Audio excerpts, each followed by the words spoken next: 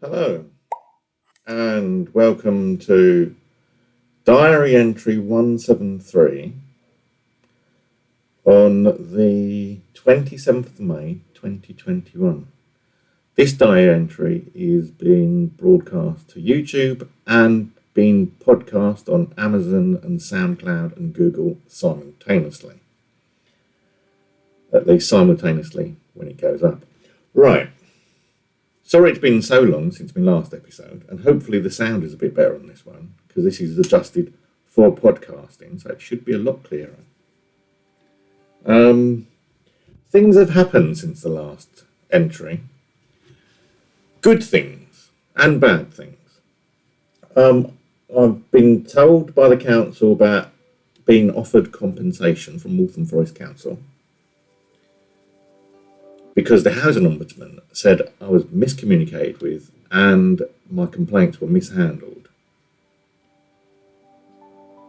They've also said that the way they've introduced the spot, from what I can understand, I've had to put a complaint in against the Housing Ombudsman this week because I left a message 2 days ago for a 48-hour callback and they haven't called me. So I've had to try and guess what the Housing Ombudsman report is saying. But from what I can understand, they think that because of the way I communicated, then it was reasonable for the single point of contact to be introduced, but it wasn't reasonable for the way they'd done it. And yet, this week, I got communicated by Julie Houghton, the single point of contact, and I asked her to raise a complaint against herself and several other officers concerned for the way that they're enforcing a single point of contact, contrary to the findings from the Housing Ombudsman. Because what the Housing Ombudsman said is basically you can introduce a single point of contact, but only under the unreasonable behaviour policy, which they've not done. And under the unreasonable behaviour policy, they also have to explain, because the third line in the unreasonable behaviour policy is about people with mental health issues. So they have to explain that bit first. And then they have to give me a couple of warnings that they will be putting me under the unreasonable behaviour policy. And it has to be on current situations. They can't go back 15, 16 months and say, well, you were unreasonable back then, we're going to enforce it now, because we didn't do it correctly. And nowhere along the line did they actually say, because they denied on several occasions it was under the unreasonable behaviour policy. I'm still trying to find out who assigned the single point of contact without applying the policy. I have a few names that I need to do freedom of information requests and subject access requests about, but it's a lot of paperwork I have to read through, and I'm not a very quick reader, even when I was younger. I'm not very well now. So this week, today alone, I've put 4 complaints in. I've raised the issue about Waltham Forest Council to the National Audit Office for a public waste of money, which I've been saying to Waltham Forest Council for 16 months now. They knew they were doing something wrong, and if they're doing something wrong, they're wasting public money. Because they're not doing it the right way, because they know that the right way is the only way they're supposed to do it. So they must be wasting public money. I've sent an email to the National Audit Office. I'll see what they say. I'll complain about the Housing Ombudsman, as you know, because they haven't replied to me. I've complained about Julie because she hasn't acknowledged my letter. I'll complain about Lee Archer to the police formally. I was going to raise it with Rebecca Garner, but no, it'll end up on Rebecca's desk anyway. So I thought I'd raise a formal complaint against Lee Archer, because not only did he take 4 months to tell me that the email I sent was insufficient, he refuses to call me, which I've stated is my preferred method of contact. And stating he cannot call me on a non-private number is nonsense, because Rebecca manages to do it, and if one person can do it, the whole organisation can, as far as I'm concerned. And I believe as far as the Equalities Act goes. And apart from which, the Equalities Act has been enforced for 11 years now. It's about time he worked out a method of reasonable adjustments.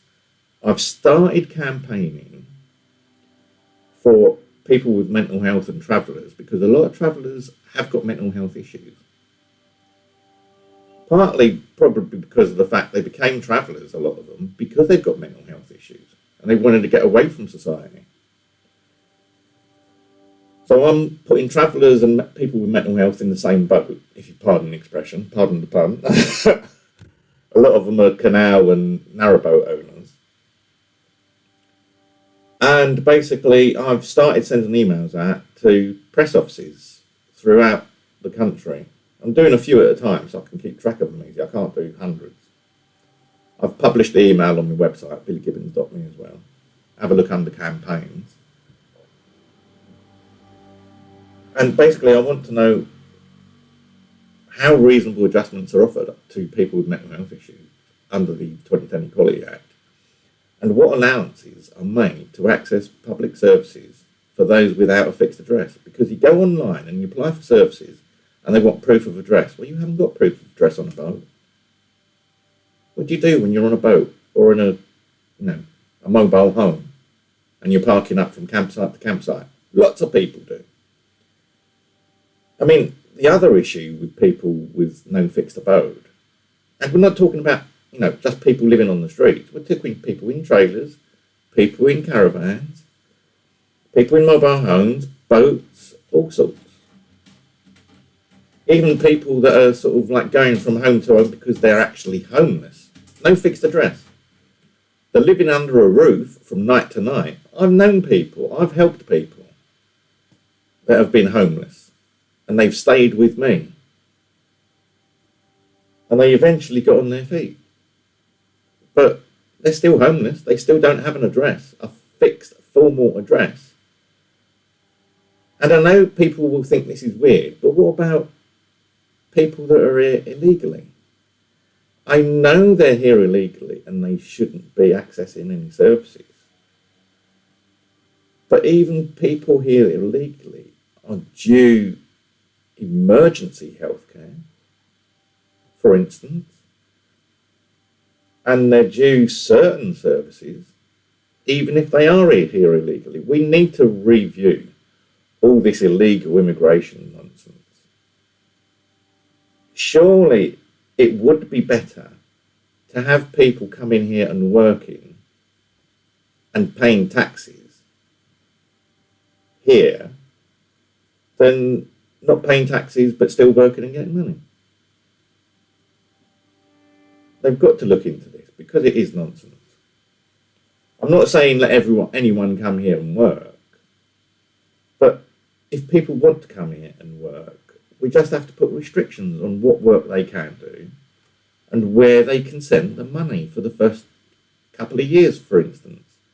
So, for instance, like being on an apprentice, you're obliged to stay there for 5 years after the apprenticeship ends, or you repay the apprenticeship money.